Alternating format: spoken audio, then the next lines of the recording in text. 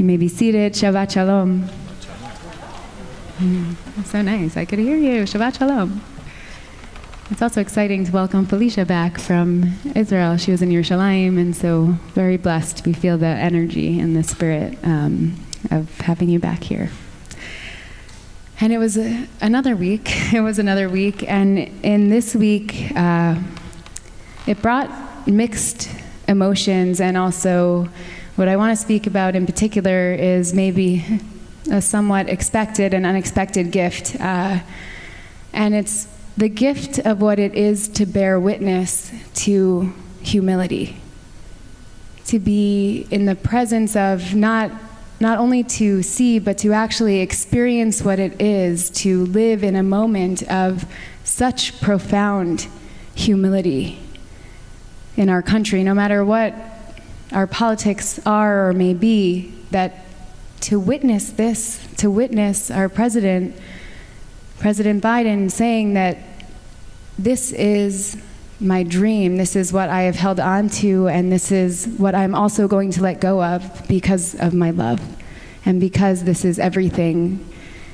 It's a taste of what Bnei Yisrael may have felt like, or must have felt like, and as I was reading this week's parasha, Pinchas, must have felt like in the end of the parsha this week when Moshe gives smicha to Yoshua, when he passes over this leadership to the next generation in this act of profound humility. He does it in front of the people. Moshe doesn't want to do this. It's not something that Moshe has given over in his own conscience, although we know maybe it's a punishment, maybe it's something else. But again, to have something of this magnitude happen and to be able to live into the emotion of the experience of humility is something that I've experienced in different ways, but never on this level. And so reading the parasha and thinking about Bnei Yisrael,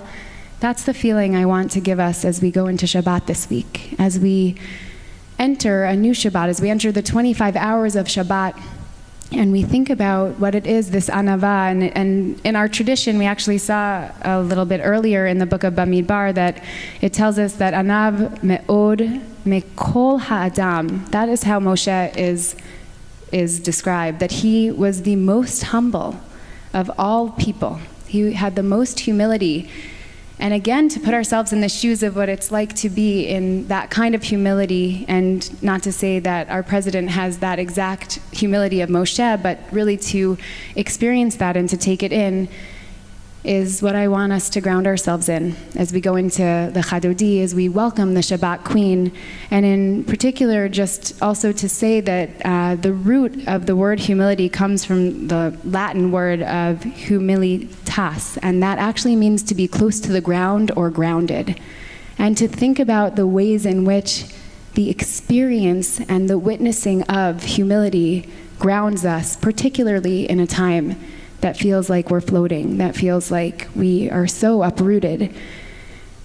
And to bring that into our tefillah, to bring it into our Shabbat, and to recognize how Shabbat itself is grounding and how the midah, this character trait of humility, is also grounding. And so I'll invite everyone to turn to page 23.